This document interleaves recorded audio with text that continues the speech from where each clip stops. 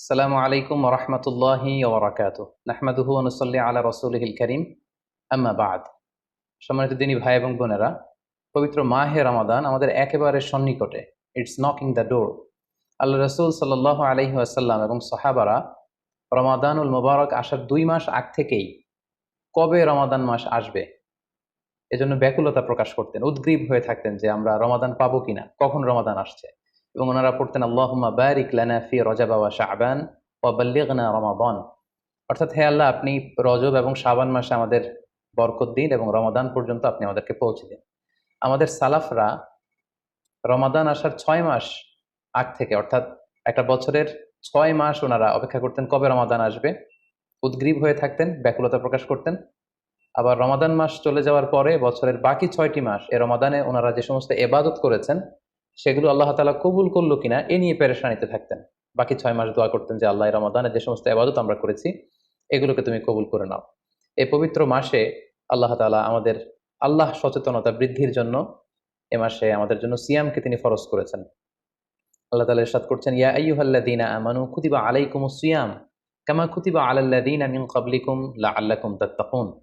অর্থাৎ ওহে বিশ্বাসীরা, সিয়ামকে এ রমাদান মাসে তোমাদের জন্য অবধারিত করা হয়েছে, যেমনি ভাবে তোমাদের পূর্ববর্তীদের উপরও এই সিয়ামকে অবধারিত করা হয়েছিল, যাতে করে তোমরা আল্লাহ সচেতন হতে পারো। এই আয়াত থেকে বোঝা গেল এই পুরো রমাদানুল মোবারকে যে আমরা সিয়াম উদযাপন করি বা সিয়াম পালন করি, এই সিয়াম বা রোজা পালনের মূল উদ্দেশ্য বা প্রাইম অবজেক্টিভ হচ্ছে আল্লাহ সচেতন হওয়া। এই সিয়াম আমাদেরকে আল্লাহ সচেতন বানায়।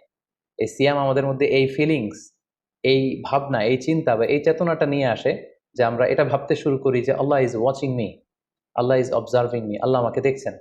এই চিন্তাটাকে, এই সেন্সটাকে, এই ফিলিংটাকে ডেভেলপ করার জন্যই আল্লাহ তাআলা এই মাসে সিয়ামকে আমাদের উপর ফার্জ করেছেন, এবং সেটাই আল্লাহ এই আয়াতের শেষাংশে বলছেন লাআল্লাকুম তাত্তাকুন, যাতে করে তোমরা আল্লাহ সচেতন হতে পারো, যাতে করে তোমরা গড কনসিয়াস হতে পারো। আমরা যখন সিয়াম পালন করি আমরা তখন ক্ষুধার্ত, আমরা তৃষ্ণার্ত, ঘরের ভেতরে আমরা চাইলে কেউ নেই, কেউ আমাকে দেখছে না, আমি চাইলেই খেয়ে ফেলতে পারি। আমি চাইলেই কিন্তু পান করে আমার তৃষ্ণা মেটাতে পারি, কিন্তু আমি খাচ্ছিও না, পানও করছি না। কারণ আমি এটা ফিল করি যে কেউ দেখে না কিন্তু আল্লাহ দেখে। পৃথিবীর কেউ আমাকে দেখছে না। দরজা বন্ধ করে, জানালা বন্ধ করে, ফ্রিজ থেকে ঠান্ডা পানি বের করে, শরবত বের করে আমি কিন্তু ঘরের ভেতরে যখন একা একা থাকি আমি খেয়ে আমার তৃষ্ণা নিবারণ করতে পারি। কিন্তু এটা আমরা কেউই করি না। কারণ আমরা ফিল করি যে পৃথিবীর কেউ যদি নাও দেখে, আল্লাহ সুবহানাহু ওয়া তাআলার চোখে কিন্তু আমরা ফাঁকি দিতে পারছি না। হি ইজ ওয়াচিং মি, তিনি আমাদেরকে দেখছেন। তাহলে সম্মানিত দিনী ভাই এবং বোনেরা, এই সিয়াম আমাদের মধ্যে আল্লাহ কনসিয়াসনেস, আল্লাহ সচেতনতা এটা ডেভেলপ করে। পাশাপাশি সিয়ামের মাধ্যমে আমরা আমাদের প্রবৃত্তির উপর নিয়ন্ত্রণ অর্জন করি। গোটা বছর প্রবৃত্তি আমাদেরকে নিয়ন্ত্রণ করে। সারা বছর প্রবৃত্তি আমাদের উপর জিতে, আর আমরা এই রমাদান মাসে প্রবৃত্তির উপর জয়লাভ করি। যেমন পুরো বছর ব্যাপী আমার যখন ক্ষুধা লাগে আমি খাই, তৃষ্ণার্ত হলে পানি পান করি, আমার কামনা জাগলে সেই কামনা আমি পূরণ করি। কিন্তু রমাদানে ক্ষুধা লাগলে কিন্তু আমরা খাই না।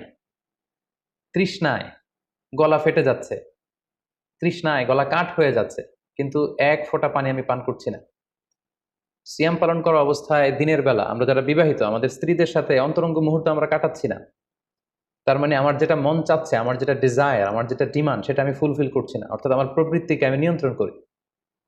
তাহলে সিয়াম পালনের মাধ্যমে প্রবৃত্তিকে কিভাবে কন্ট্রোল করা যায়, প্রবৃত্তিকে কি করে নিয়ন্ত্রণ করা যায়, এটা আমরা শিখি। সারা বছর প্রবৃত্তি আমাদের উপর জয়লাভ করে, আর এই সিয়ামের মধ্যে দিয়ে কেমন যেন রমাদানে আমরা প্রবৃত্তির উপর জয়লাভ করি।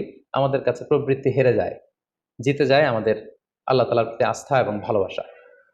এই সিয়ামের আরো একটি শিক্ষণীয় বিষয় হচ্ছে, এই সিয়াম আমাদেরকে সংযমী বানায়, রেস্ট্রেইনড বানায়। আমরা চাইলেই রোজা পালন করা অবস্থায় যা মনে চায় তা করতে পারি না। এবং সহিহ বুখারীর বর্ণনায় আল্লাহর হাবিব সাল্লাল্লাহু আলাইহি ওয়াসাল্লাম আমাদেরকে শিখিয়েছেন যে কেউ যখন রোজা রাখে সে যেন অশ্লীল কথা না বলে, রোজা রেখে সে যেন কাউকে গালি না দেয়। এমনকি কেউ যদি তাকে গালি দেয় অথবা কেউ যদি তার সাথে ঝগড়া লাগতে আসে, সে যেন বলে ইন্নী ইমরুউন সাইম, অর্থাৎ আই এম ফাস্টিং, আমি রোজাদার, আমি রোজা পালন করছি। রোজা পালন করা অবস্থায় আমার পক্ষে অশ্লীল কথা বলা, ঝগড়া করা, কোনো বাক বিতণ্ডায় জড়ানো সম্ভব না। তার মানে এই সিয়াম পালনের মধ্যে দিয়ে সংযম যেই ব্যাপারটা, এই ব্যাপারটা আমাদের আয়ত্তে চলে আসে। আমরা এই সিয়াম পালনের মধ্যে দিয়ে সংযমী হয়ে উঠি। পাশাপাশি যারা সিয়াম পালন করছে তাদের জন্য আল্লাহর হাবিব সাল্লাল্লাহু আলাইহি ওয়াসাল্লাম ঘোষণা দিয়েছেন যে কিয়ামতের ময়দানে বিচার শেষে তারা যখন জান্নাতে ঢুকবে, রোজা পালনকারীদের জন্য আল্লাহ তাআলা একটি স্পেশাল গেট রেখেছেন, যেটার নাম হচ্ছে রাইয়ান। এবং এই রাইয়ান গেট দিয়ে রোজাদাররা ছাড়া কেউ প্রবেশ করতে পারবে না। সুবহানাল্লাহি বিহামদি। আর একবার এই রাইয়ান দরজা দিয়ে যে ব্যক্তি ঢোকার সুযোগ পাবে জান্নাতে, he will never be thirsty again. সে কখনো আর তৃষ্ণার্ত হবে না, চিরকালের জন্য তার গলা থেকে তৃষ্ণা হারিয়ে যাবে। পাশাপাশি আল্লাহ তাআলা ইরশাদ করছেন যে সব আমলগুলোকে সওয়াব বাড়ানো হয় এবং সওয়াবের প্রতিদান বান্দাদেরকে দেওয়া হয়, কিন্তু এই সিয়ামের ব্যাপারটা ভিন্ন। এর প্রতিদান আমি আল্লাহ নিজ হাতে দেব। আরেক বর্ণনা এসেছে এই সিয়ামের প্রতিদান আমি নিজেই। আমরা যদি একটু খেয়াল করে দেখি যে রমাদানুল মুবারকে আমরা যত নেক আমল করছি বা সৎকর্ম করছি, এগুলোর সওয়াবগুলোকে কিন্তু জ্যামিতিক হারে বাড়ানো হয়। দ্য রিওয়ার্ডস অফ আমাল is multiplied in this blessed month of Ramadan. এ মাসে আমরা একটা নফল আবাদত করলে সেটা ফরজের সমান সওয়াব দেওয়া হচ্ছে।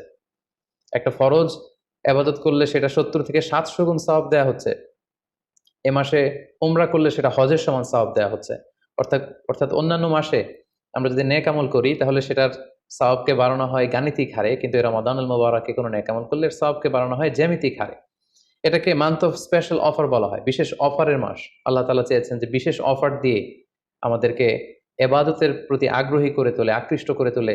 তিনি যেন আমাদের গুনাহগুলোকে ক্ষমা করে দিয়ে আমাদেরকে পাপ মুক্ত বান্দা হিসেবে স্বীকৃতি দিতে পারেন, তার একটা কেমন যেন আয়োজন তিনি করে থাকেন আমাদের জন্য পবিত্র মাহে রমাদানে।